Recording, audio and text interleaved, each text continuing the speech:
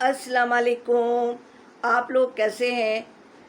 امید کرتی ہوں آپ لوگ ٹھیک ٹھاک ہوں گے. جمعہ مبارک ہو.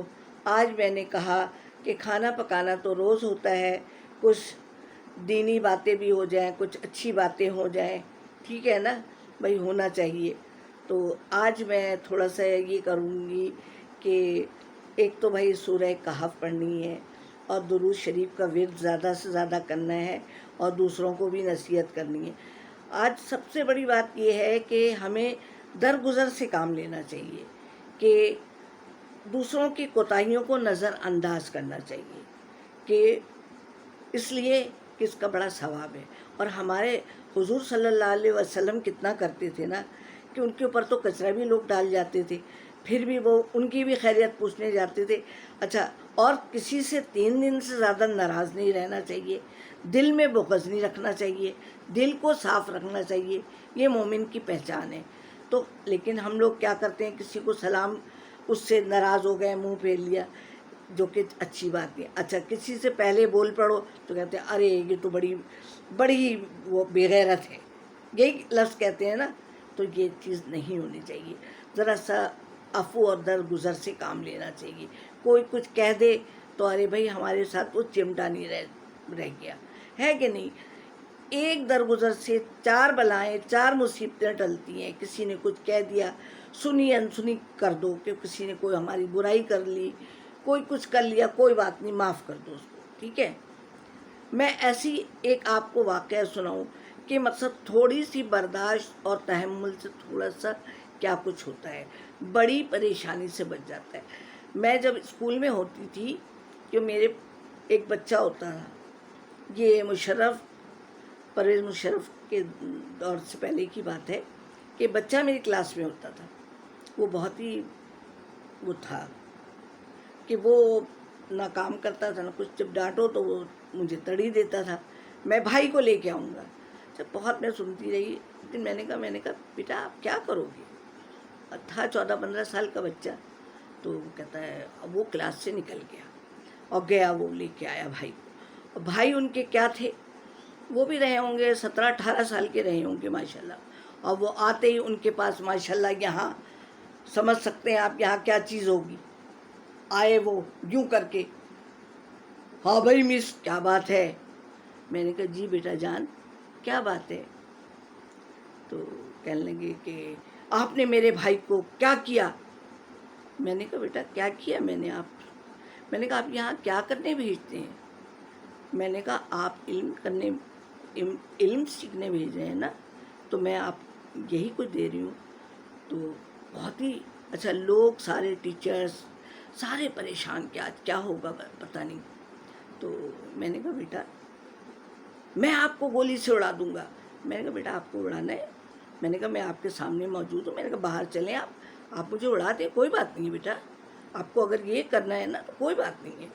اور میری آپ پہلے بات تحمل سے سن لیجئے. میں نے کہا آپ کے گھر میں جو ہوتی ہے کون ہوتی ہے. کہہ لیں گی میری ماں. میں نے کہا میں اس کی کون ہوں. میں نے کہا اس وقت میں کون ہوں. کہہ لیں گی ماں کی جگہ ہے. میں نے کہا تو ماں کیا غلط بتائے گی. میں نے کہا میں اس کو اس چیز کے لیے منع کر رہی ہوں، تو میں اس کی اس وقت کون ہوں.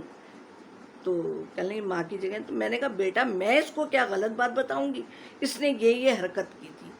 تو وہ بچہ بہت شرمندہ ہو گیا.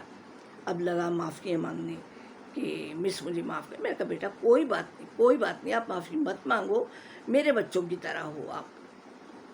تو وہ بہت ہی اس نے سوری کی اور بہت اس کو لگائے اس نے دو. میں نے کہا نہیں مارو نہیں بیٹا.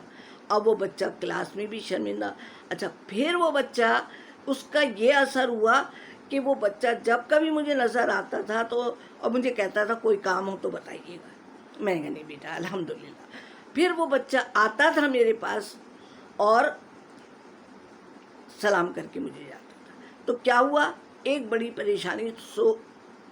تھوڑے سے تحمل سے بات جو ہے، بہت بڑی بات جو ہے بگڑ جاتی کہ نہیں لیکن وہ تھوڑی سی میری برداشت سے، حالانکہ غصہ تو بہت تھا کہ بھائی تم اس گن پوائنٹ پہ مجھے لے کے آ گئے ہو، لیکن الحمدللہ کہ تھوڑی سی برداشت نے مجھے بہت بڑے مسئلے سے بچا لیا، جو کہ کچھ بھی ہو سکتا تھا. تو تھوڑی سی برداشت جو ہے کر لینے سے بہت بڑی مصیبتیں اور بلائیں ٹل جاتی ہیں. آپ کہیں گی نانی کون سے مسئلے لے کے بیٹھ گئی. تو بیٹا یہ زندگی، میں نے کہا تھا نا کہ آپ کو نشیب و فراز بھی بتاؤں گی. تو چلیں آپ کو ایک چیز یہ ہے کہ آپ نا ورد کریں، یاسین شریف اور سورہ کہف یہ ضرور پڑھیں. اور ایک سورہ مجھے یاد نہیں آ رہی، چلیں میں اگلے جمعے کو آپ کو بتاؤں گی کہ کوئی مشکل ہو، اگر پریشانی ہو. 11ویں پارے کی ہے سورہ، یاد نہیں آ رہی مجھے، اور سورہ ہے 116. اس کو 11واں سپارہ ہے اور سورہ ہے 116. 7 دفعہ درود ابراہیمی پڑھیں. اس آیت کو، سورہ کو پڑھیں 11 دفعہ. پھر بعد میں 7 دفعہ درود ابراہیمی پڑھیں.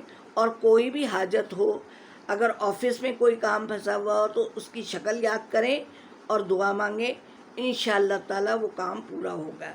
یاد آ گیا مجھے، سورہ 116، سورہ نمبر 116 اور 11واں سپارہ، اور 11 دفعہ پڑھنا ہے، اور آگے پیچھے 7 دفعہ درود شریف لگانا ہے. ٹھیک ہے؟ اچھا، نانی کو اجازت دیجیے. کچھ اگر غلطی ہو گئی ہو تو بچوں معاف کیجیے گا. ٹھیک ہے؟ اللہ حافظ.